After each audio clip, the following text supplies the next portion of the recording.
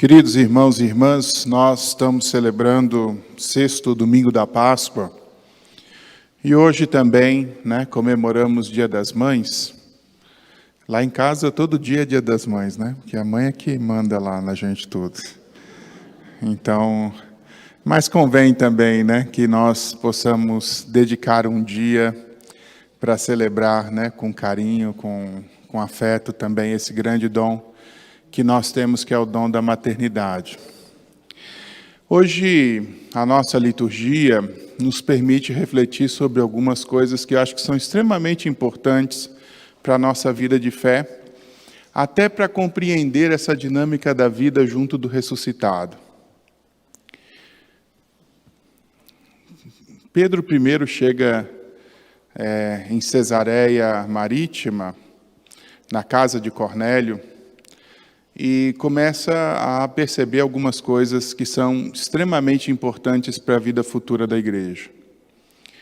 Primeiro, há uma delicadeza da parte de Cornélio. Cornélio é pagão, Vocês sabem que um judeu devoto não entra na casa de um pagão, porque se entrasse na casa de um pagão, ficaria sujo, imagina a ideia, Ficaria ali contaminado, pela convivência com esse pagão.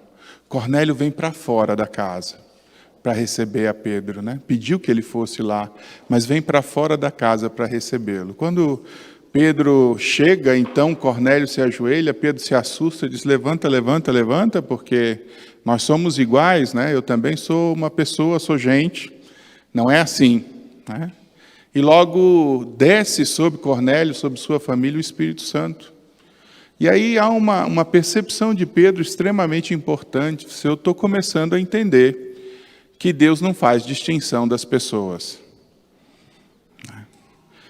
Na religião judaica, a religião judaica é muito vinculada à perspectiva de povo judaico, Então, eles não são só uma religião, eles são também uma nação cujo vínculo está estabelecido também sobre critérios de religião. Então, se nasce dentro do povo de Israel. É diferente.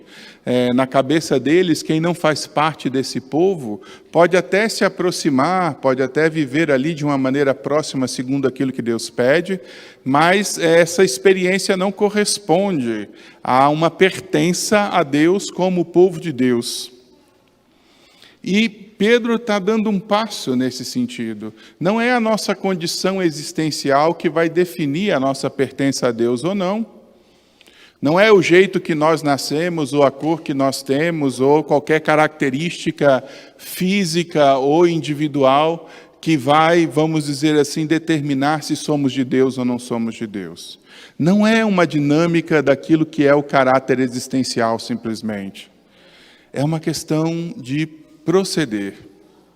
E aqui Pedro consegue fazer esse passo. Estou começando a entender que Deus não faz distinção entre as pessoas. E qual é a consideração que ele faz? Quem teme ao Senhor, E quem pratica a justiça é de Deus. Então, não importa do jeito que nascemos, não importa a condição que temos ou como somos, se nós somos piedosos, ou seja, temos em nós o temor de Deus, e se nós procuramos praticar a justiça, nós podemos ser identificados dentro desse universo da graça. Então, queridos, no primeiro momento, é extremamente importante para o cristianismo compreender isso. O cristianismo não está fundado sobre a condição existencial. Todos nós, a priori, somos chamados a viver a experiência da fé. Não há exceção nesse aspecto. Agora, esse chamado nos convida a uma forma concreta de proceder. E aqui há uma coisa extremamente importante para a nossa compreensão. O temor de Deus, que significa um respeito filial ao Senhor. Viver como filhos de Deus. A prática da justiça, que consiste também nesse sentido, a dar a cada um aquilo que lhe é próprio, aquilo que lhe é devido. Dá a Deus o que é de Deus, Dá a nossa própria condição de filho de Deus aquilo que é de direito, e dar ao outro o que é do outro. Quando nós olhamos essa perspectiva de justiça, nós também precisamos dar um passo a mais. E isso nos ajuda a segunda leitura. O que é a justiça? A justiça é a prática da caridade, a justiça é a prática do amor. E aqui São João nos ajuda bastante. Na semana passada ele dizia: filhinhos, não amemos só de boca e com palavras, mas amemos sobretudo nas ações e na verdade. Significa que o amor é algo a ser praticado entre nós. E hoje ele diz que quem não conhece o amor, quem não vive o amor, não conhece a Deus, porque Deus é amor. Quem pratica o amor, ele diz, nasce de Deus e vive de Deus. É bonito pensar isso, Quem pratica o amor, nasce de Deus e vive de Deus. Assim, nós vamos compreendendo em profundidade o que significa concretamente essa experiência da vida cristã. No que consiste concretamente a vida cristã? A vida cristã consiste na prática da caridade. Agora eu vou dizer uma coisa extremamente importante para vocês. O amor não é simplesmente gostar de alguém. O amor não é simplesmente uma atração, emocional ou física.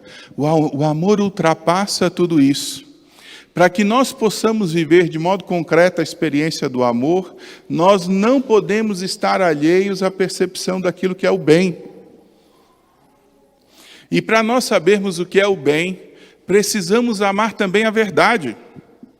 Porque se não pudermos dizer a verdade sobre alguma coisa, como podemos dizer o que é bom para ela? E se não podemos dizer o que é bom para ela, amar se torna extremamente difícil, porque amar consiste sobretudo em fazer o bem a quem se ama. Por isso, o amor não é simplesmente uma solicitude ou uma força desvairada em fazer as vontades das outras pessoas. Não. O amor é, sobretudo, um movimento direto, concreto, contínuo, pelo bem daqueles que nós amamos. E, nesse sentido, não há maior referência e nem melhor referência do que o amor de mãe. Porque o amor de mãe é um amor que, ao mesmo tempo que cuida, ao mesmo tempo que é eterno, ao mesmo tempo que faz crescer, é também um amor que repreende, que exorta, que ensina, que corrige e que está ali constantemente preocupado com o bem daquele que ama, que é o seu filho. Sagrada Escritura diz que o amor de Deus vai justamente nessa direção. E olha o que diz a Sagrada Escritura: ainda que a mãe esquecesse o seu filhinho de colo, eu jamais te esquecerei, diz o Senhor. O amor de Deus é um amor cuidadoso nesse aspecto. Por isso, devemos inclusive entender como funciona essa relação. Deus nos ama e, porque nos ama, se movimenta na perspectiva de querer o nosso bem, de trabalhar em vista de que nós possamos progredir na verdade da nossa filiação divina, para que nós nos tornemos de fato aquilo que somos, imagem e semelhança de Deus, e entendamos que não há um caminho diferente que possa trazer a felicidade para o ser humano que não seja o caminho do amor. E amar consiste, sobretudo, em ofertar-se ao outro, em dar a vida, para que o outro tenha a vida através da nossa oferta. A expressão mais concreta dessa experiência do amor é a experiência da cruz. Nós podemos olhar com muita clareza da parte de Jesus o que é o movimento do amor. O amor é dar a vida para que o outro tenha vida e vida em plenitude. Hoje no Evangelho, Jesus diz isso de maneira direta. Não há maior prova de amor do que dar a vida pelos seus. O amor também é um amor desapegado. Porque aqui podemos também pegar o exemplo das mães. Os filhos não são propriedade das mães. O amor da mãe é, sobretudo, um amor generoso, que, na medida em que vê a experiência do seu filho crescer, permite que o seu filho também possa ir, possa protagonizar a própria vida, possa fazer as suas próprias escolhas, mesmo que muitas vezes isso implique num sofrimento e numa dor no coração da mãe. Amar e querer o bem implica, sobretudo, nesse cuidado cotidiano, né, em que nós, ao mesmo tempo que ajudamos o outro a crescer, respeitamos também a sua liberdade, respeitamos também o seu percurso. E aqui está um grande desafio, né, porque amar é uma renúncia de si mesmo, né, em vista do bem do outro. O único mandamento que Jesus deixa para nós hoje no Evangelho é esse: amai-vos uns aos outros como eu vos amei. Qual é o modo de amor de Jesus? É a oferta da vida. Por isso, quando nós pensamos na nossa experiência de religião, concretamente, precisamos entender isso, né? Viver a nossa experiência de religião consiste, sobretudo, numa adesão profunda de fé a nosso Senhor Jesus Cristo e na prática da caridade fraterna, ou seja, no amor entre nós. Quem é a pessoa de religião de verdade? A pessoa de religião presta culto a Deus numa fé e num respeito filial a Deus Pai, numa adesão profunda a Jesus Cristo e na prática da caridade fraterna, onde está sinalizado de maneira extremamente concreta o Espírito Santo, porque o Espírito Santo é o amor derramado nos nossos corações. Portanto, quem vive a experiência de religião e entende o que significa essa experiência do amor como oferta generosa. Vou dizer uma outra coisa interessante para a gente pensar, né? Enquanto nós acharmos que religião é simplesmente segmento de uma doutrina, enquanto nós acharmos que religião é simplesmente observância dos mandamentos, como algo que vem de fora de nós, né, e que se impõe a nós, a nossa religião ainda não é madura. Ainda não é madura. Vou dizer por quê. É como a experiência da gente aprender a escovar os dentes, né? A mãe da gente, no começo da vida da gente, vai escovar os dentes, e a gente vai, às vezes, até contrariado, porque a mãe está mandando fazer. E faz aquilo cotidianamente, porque alguém está mandando fazer. Até chegar um dia em que a gente entende que aquilo é bom para a gente, e a gente passa a fazer exatamente porque entendeu que aquilo é bom. Quer dizer, a experiência da religião é a mesma coisa. Pode ser que no começo da nossa experiência de vida de fé, a gente faça as coisas porque os outros estão mandando. Porque tem os mandamentos, porque temos que preocupar com aquela coisa X ou com aquela coisa Y. Porque, sei lá, né, tem que ir à missa no domingo porque a mãe está mandando ir. Até chegar um determinado momento em que a gente entende que aqueles valores, que aqueles mandamentos, que aquelas referências são boas para a gente. E aí a gente deixa de fazer aquilo porque alguém está mandando a gente fazer. E a gente passa a fazer aquilo porque a gente entendeu que aquilo é bom. Aqui está a maturidade da fé. Onde eu faço as coisas da vida da fé, não porque me mandam fazer, mas porque eu cheguei à maturidade e à compreensão de que aquelas coisas são boas para mim. Mesmo que sejam exigentes. Né? A gente precisa compreender isso, né? Queridos irmãos e irmãs. A fé não é para ser vivida como uma imposição que vem de fora. A fé é para ser vivida por uma experiência e por uma convicção que vem de dentro.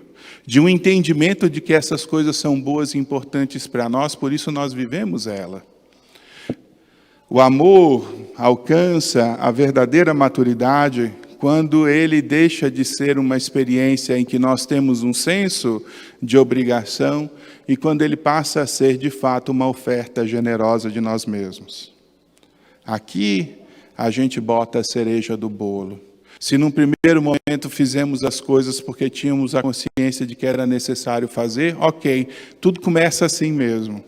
Mas é importante dar o passo na frente, em que nós chegamos ao momento em que compreendemos que fazemos isso por amor, fazemos isso pela convicção do bem, fazemos isso exatamente porque já assumimos interiormente aquela realidade como nossa. Às vezes até uma mãe começa os seus trabalhos de mãe movidos pelo dever, né? Porque a criança nasce ali e não tem para onde correr, né? A gente tem que amamentar, tem que cuidar, tem que fazer crescer e é isso mesmo. Né? E num primeiro momento essa realidade se impõe. Né? até que a gente consegue perceber o valor que existe naquilo que nós estamos fazendo. E a gente começa a entender o crescimento e a progressão dos nossos filhos, e a gente começa a ter todo um senso, né, de amor, de vinculação e de desejo mesmo sincero de oferta da vida, para que os nossos filhos tenham de fato a vida em plenitude.